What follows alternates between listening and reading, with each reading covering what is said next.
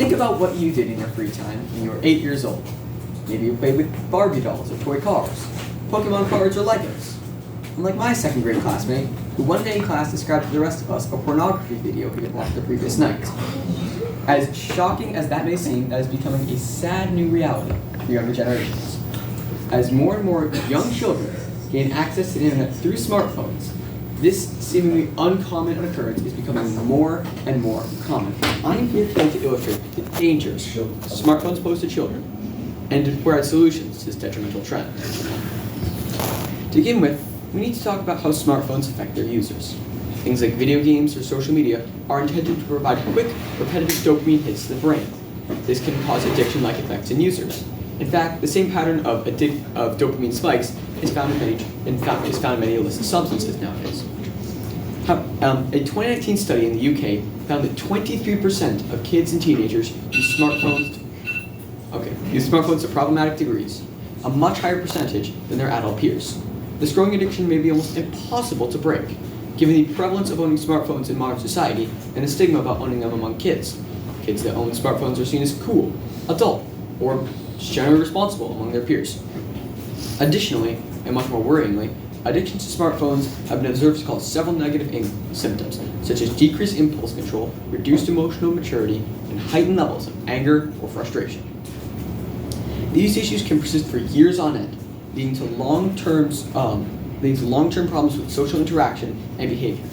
Another study, this one conducted in Hong Kong, has shown that children and adolescents who use electronic devices for more than 2 hours every day are almost 30% more likely to have a criminal conviction later in life, and were 25% less likely to marry as an adult. This trend is likely to drastically increase in the next few years, as kids who are born into the era of smartphones become teenagers and adults, begin to enter the workforce, and soon we may see just a rise of people who grew up in a world where they could never have anything but whatever they wanted. Kids who grew up having instant satisfaction in their pockets all the time. That leads me into another one of my points. Kids who excessively use devices tend to be less developed socially. Ever since the advent of the iPhone, rates of loneliness and depression have skyrocketed among teens, whereas rates of in-person social interaction and dating have fallen dramatically. Since smartphones can, as I mentioned earlier, provide quick, repetitive dopamine hits, kids don't have the incentive to cultivate what may be more difficult, but ultimately will be more fulfilling friendships. And they can just be on their phones. Let's go to the one thing that makes them happy. According to a recent poll, about 1 in 5 kids under the age of 12 has had the experience of sitting in a room with one or more of their peers, not talking or interacting physically in any way, aside from the screens of their all-consuming smartphones. Instead of building meaningful relationships that can last for years and lead to mutually beneficial relationships, kids take the easy route and default back to the safety of their phones, safe from embarrassment or awkwardness, but never finding the rewards that come from raising these fears. Furthermore, the unsuspecting nature of kids can leave them vulnerable to some of the darker sides of the internet. According to the National Center for Missing and Exploited Children, 28% of children under 12 and children as young as 8 to 9 years old had viewed explicit images or videos on the internet. The causes of this range from videos automatically playing on some websites, to advertisements, to misleading links or sources, maybe shared by some of their friends. This is an issue that is hard to overstate, especially given the long-term effects of seeing traumatic images or events on kids, which can last for years or even decades.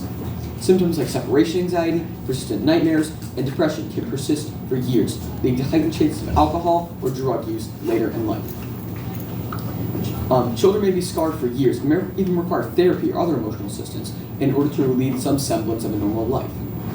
However, explicit or provocative images or videos aren't the only potential traumatic content on the internet. Images or videos of violence, bodily harm, and even death are unfortunately highly prevalent on the internet, with and are frequently shared on certain message boards and image sharing platforms. LiveLeak, one particularly prevalent and somewhat notorious website you may have heard of, was around for 15 whole years before being shut down in May of last year. 15 years in which anyone with a smartphone could have accidentally viewed something deemed too disgusting for general society.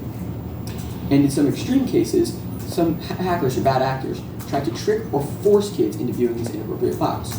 Just this September, a hacker took control of an educational messaging app that claims to have more than 10 million parents, students, and educators attached, and mass mailed an image known as goatsy. I won't get into the nature of this image now, but it is, if you know, you know. These students had no idea that the image sent to them could have been malicious until they opened it and it was too late. And thousands of parents were forced to explain to their child the terrible nature of what they just saw and deal with the resulting emotional bombshell. With smartphones, something that can cause years of pain can be only a few seconds away at any given time. Finally, children are highly susceptible to digital scams and online manipulation. As previously stated, young children tend to have lower impulse control and are very naive, unfortunately making them the target of dozens of scams and exploits online.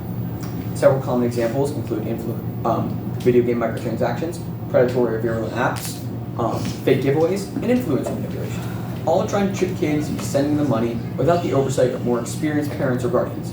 In one notable example you may have heard of, a trio of YouTubers scammed their combined audience of several million kids out of almost $80 million in cryptocurrency, if you hear the Save the Kids thing, and vanished, leaving thousands of families swindled out of hundreds of dollars that their children had spent without their knowledge.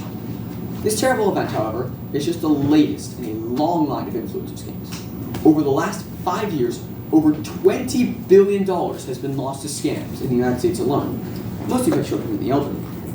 However, it isn't just scammers and influencers out there trying to manipulate children. Entire companies have been built around this practice, and most of them are revolved around mobile games.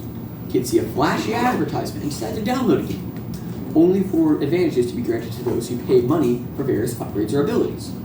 This in turn motivates more children to spend money to be able to compete and have fun, forcing more children to buy the upgrades and repeat the cycle. These games also promote spending money impulsively without parental consent.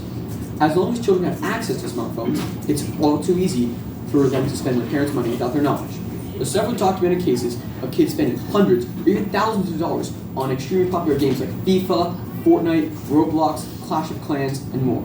In one notable example, a Connecticut 8-year-old spent $16,000 on a mobile Sonic game. Despite preventative measures like passwords and fraud alerts, several of these events have happened anyway. It is really hard to stop kids from playing games that are so fun and flashy, but advertise themselves as free to play. Giving kids access to smartphones early in life is inviting them to do whatever they want, and it is difficult, if not impossible, to stop the process once it has begun. Despite this seemingly massive catalog of problems and dangers, many parents still find it necessary for their children to have smartphones.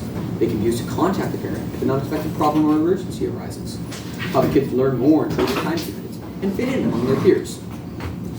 However, the problems that I presented here, and many more, have led to the development of several alternatives that aim to alleviate these problems. One example are dumb phones.